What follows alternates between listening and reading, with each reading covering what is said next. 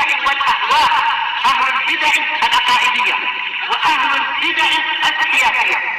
نقول بيننا وبينكم السلف، بيننا وبينكم الكتب، كان فيقول البدع بيننا وبينكم. Bismillahirrahmanirrahim. Kita ada di akhir-akhir Kitabul Wudu dari Shahihul Bukhari. Masuk ke bab, yaitu sudah masuk ke hadis yang ke-244, bab siwak. Qala Imamul Bukhari rahimahullah, al-hadisul khamis wal arba'un ba'dal mi'atain, 245. Haddatsana Utsman qala haddatsana Jarir an Mansur an Abi Wa'il an Hudzaifah radhiyallahu anhu qala kana an-nabiyyu sallallahu alaihi wasallam idza qama minal lail.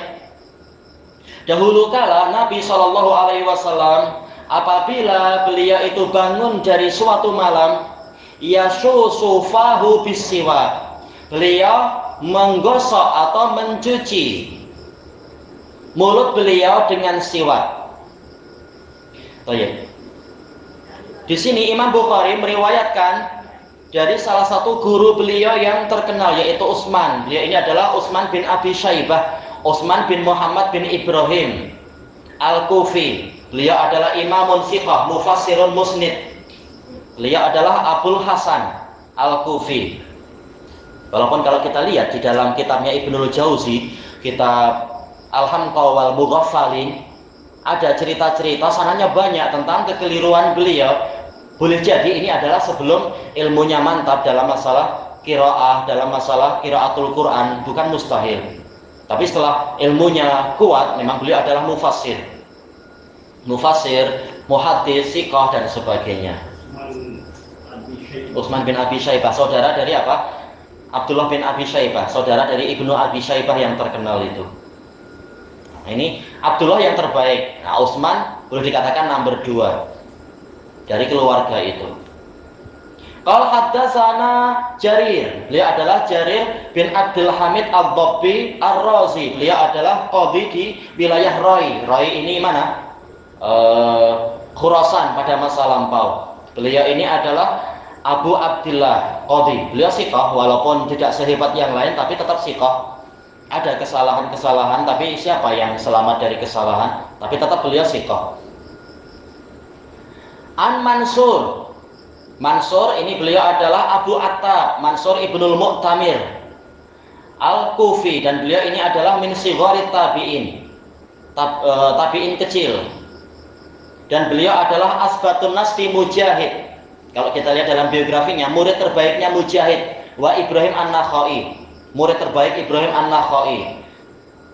Makanya kalau kita lihat di dalam kitab Muqaddimah Jarh wa Ta'dil, dalam biografi Sufyan Ats-Tsauri, termasuk yang hafalannya mampu menyaingi Sufyan Ats-Tsauri adalah Mansur ini, Mansur ibnul Mu'tamir rahimahullah. Ini memang hebat sekali beliau, mampu menyaingi Sufyan, mampu menyaingi Al-A'mash dan yang lainnya. An Abi Wa'il, Abi Wa'il adalah Syaqiq bin Salamah Al-Kufi, dan beliau adalah min kibari tabi'in mukhadram. Beliau menjumpai zamannya Nabi, namun sayangnya tidak sempat melihat Nabi waktu Nabi masih hidup. Beliau Kufi, berangkat dari Kufah mau ke Madinah, ternyata Nabi sudah wafat. Tentunya apa, sedih, tapi ya tak apa, itu takdir Allah Ta'ala. Jadi ini masuk dalam bab apa? Mustalahul hadis, riwayatus at-tabi'i anit tabi'i. Bukan, mukhadram. Iya, tabi'in kabir. Islam di zaman Nabi, tapi sayangnya belum sempat jumpa, tempatnya lain jauh. Iya betul, kalau sempat jumpa walaupun hanya sekali, hanya di haji wada, itu jadi sahabat. Ini memang nikmat dari Allah, tidak setiap orang dapat. Ini tak masalah, karena intinya apa? Al-liqa, yaitu perjumpaan, sebagaimana yang dijelaskan oleh Al-Hafidz Ibnu Hajar. Kalau jumhur ulama mensyaratkan apa? Ar-ru'yah, melihat. Jadi tak harus mendengar, yang penting pernah lihat. Tapi yang betul bukan hanya ru'yah kan, tapi liqa, pernah jumpa. Karena ada sahabat yang buta, tak pernah lihat Nabi, tapi jumpa, bahkan mungkin sempat bicara-bicara, tapi tak pernah lihat karena buta. Tetap ini sahabat. Tidak sahabat sebelum masuk Islam. Ya, namanya belum masuk Islam. Nah, setelah masuk Islam, beliau masuk Islamnya bersama Amr bin Al-As pada waktu apa? Selesainya perjanjian Hudaibiyah. Baik, jelas Khalid ibn Walid sahabat besar ya. Hari-hari pun kira-kira juga ada. Hudaibiyah baru masuk Islam. Iya, betul. Hatinya mulai luluh tatkala melihat Rasulullah SAW menikah dengan siapa? Tayyib. Dengan ini makin luluh jelas Maimunah bintul Harith. Tapi Rasulullah menikah dengan Maimunah itu adalah setelah umrah Qadiyah. Jadi apa? Setelah perjanjian Hudaibiyah dalam jarak 1 tahun. Sementara ini sebagian mengatakan mulai luluh tatkala Rasulullah menikahi Ummu Salamah karena masih ada apa? Hubungan kekerabatan walaupun mungkin agak jauh. Nah, Khalid mulai luluh karena memang menghargai kekerabatan. Sebagian mengatakan demikian. Jelas yang paling dekat memang tadi itu Maimunah bintul Harith. Baik. Kemudian yang berikutnya siapa ini? Hudzaifah. Beliau adalah Abu Abdullah Hudzaifah ibnul Yaman. Al-Yaman ini nisbat. Nama ayahnya adalah Husail ibnu Jabir. Baik. Beliau dikatakan Yaman karena apa? Beliau di masa jahiliyah itu memiliki perjanjian persaudaraan dengan Bani Abdul Ashhal Ansor, sementara Ansor dari Yaman. Hudzaifah ibnu Yaman dikenal sebagai apa? Sahibu sirrin Nabi sallallahu alaihi wasallam, pemegang rahasianya Nabi. Dan beliau ini yang diperintahkan secara khusus untuk melihat keadaan musuh. Setelah musuh itu dikacaukan, dihancurkan oleh angin yang sangat dingin pada waktu apa itu? Pada waktu ya perang Ahzab, betul. Ini Hudzaifah. Beliau Kufi, sekaligus apa? Ansori. Berarti hadis ini sanadnya musalsal bil Kufiyin kecuali siapa tadi? Jarir bin Abdul Hamid. Beliau adalah Ar-Razi. Baik. Coba ini kita berapa kali? Kita sudah number ke 245. Kita sudah melewati biografi para muhaddisin banyak sekali. Ini masuk dalam ilmu jarh wa ta'dil. Ini ilmu alat, takkan dikatakan teman-teman kita tak tahu ilmu alat. Juga belajar nahwu sudah 8 tahun. Saudara kita banyak yang belajar nahwu, takkan dikatakan tak tahu bahasa Arab sama sekali. Ini menghina orang sebenarnya. Baik, demikian pula apa? Mustalah, banyak sekali kita belajar mustalah. Demikian pula usul fikih, kita sudah melewati beberapa kitab usul fikih. Baik.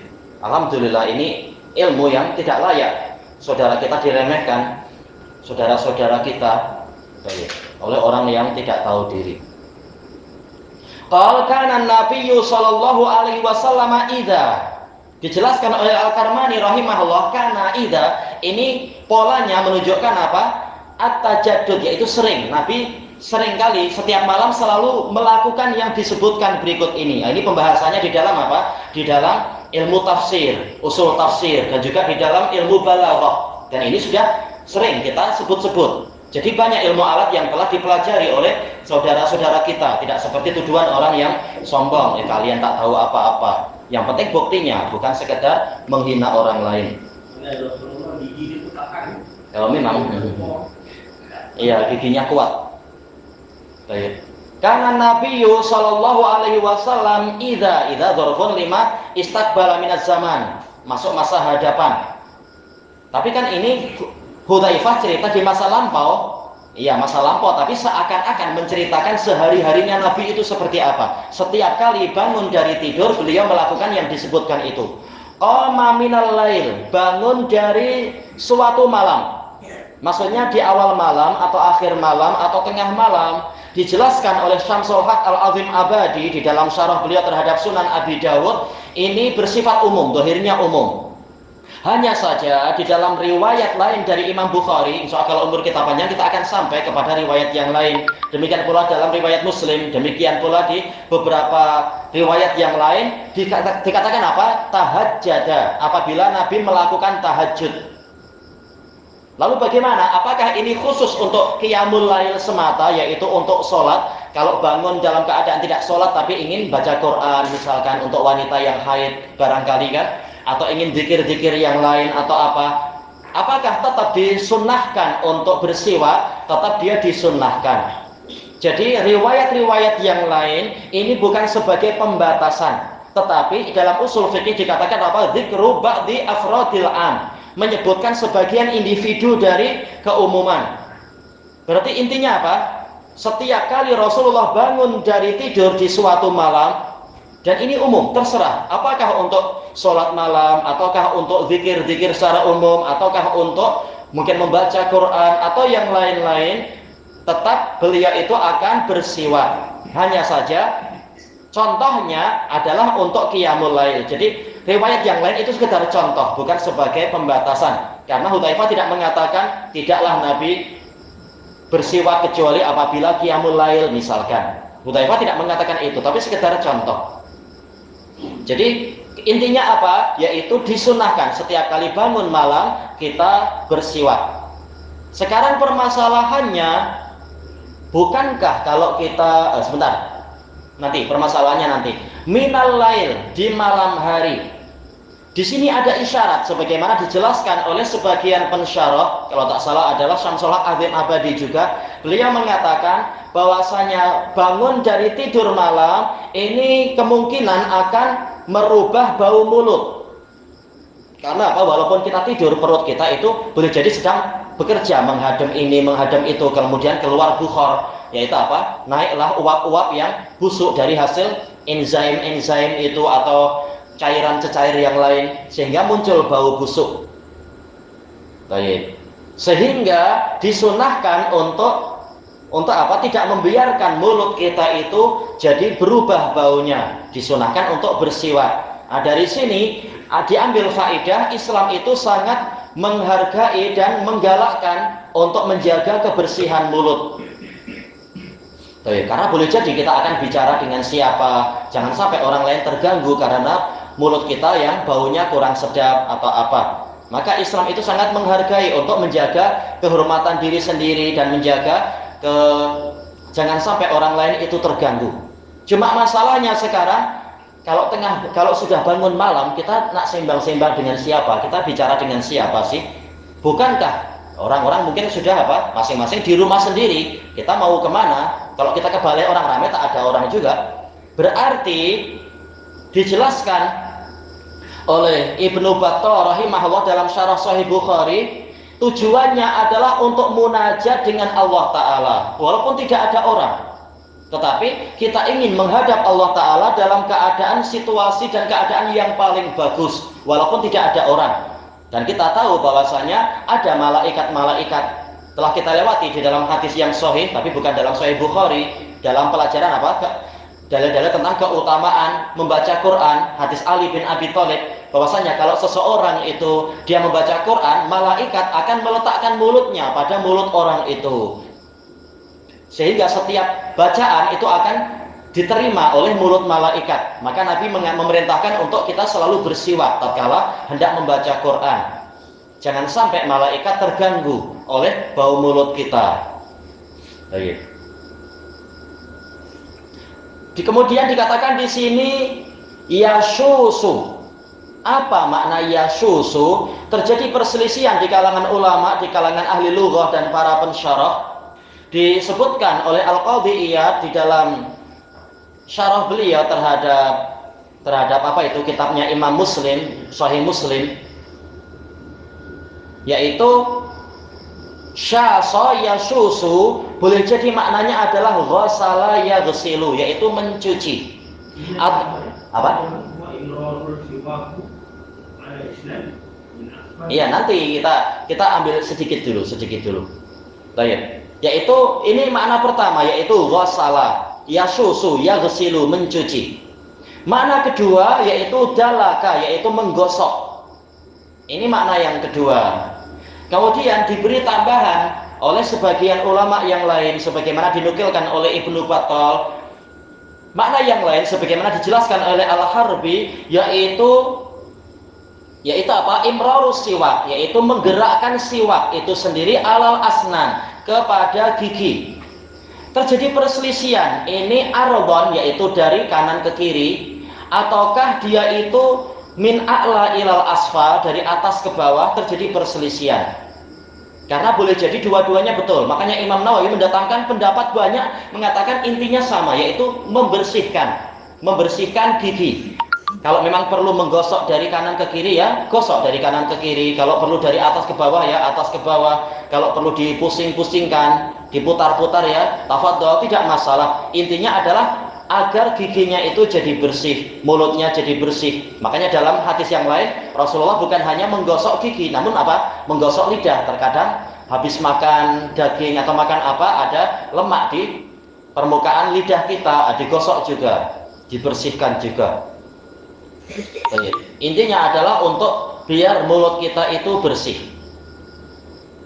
Hanya saja dibahas oleh Imam Ibnu Abdul Bar dalam At-Tamhid, ada sebagian fuqaha mengatakan tidak selalu yang namanya membersihkan mulut itu dengan siwak, dengan apa yang ada kayu sugi atau ada serabut-serabutnya itu, sikat-sikat yang baru itu yang modern. Tapi bahkan boleh dengan apa? Dengan kain.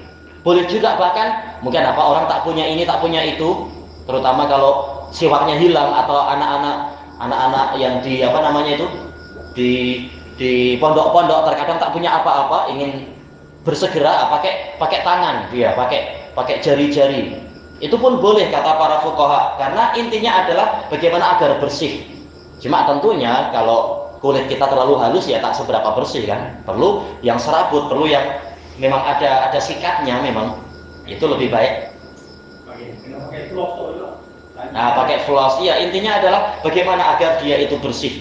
Makanya sekarang perselisihannya adalah siwak itu apa?